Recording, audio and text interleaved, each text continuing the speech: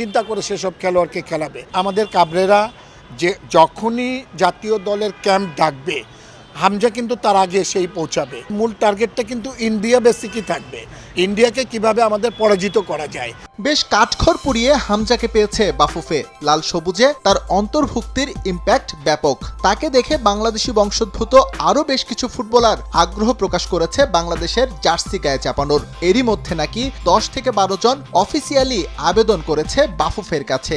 হামজাকে যখন আমরা নিয়েছি, হামজাকে নেওয়ার পরে এই বাংলাদেশের যারা বংশধর, যারা বিদেশে অবস্থান করছে, অনেকেই কিন্তু আগ্রহ প্রকাশ করেছে এবং প্রকাশ করার পরিপ্রেক্ষিতে আমাদের বাংলাদেশ ফুটবল ফেডারেশনের সঙ্গে তারা কিন্তু যোগাযোগ করছে এবং যোগাযোগ করার পরে আমরা কিন্তু তাদেরকে অলরেডি বলেছি যে আপনারা আসেন, আমাদের কোনো অসুবিধা নেই। টিমটাকে ব্যালেন্সড করতে বসে নেই বাফুফেও। এরই মধ্যে সেট করে ফেলেছে কোচিং প্যানেল। বিদেশিদের পরখ করে নেওয়ার দায়িত্বে থাকবেন তারা। ট্রায়ালে দেশিদের চেয়ে ভালো করলেই খুলবে জাতীয় দলের দরজা।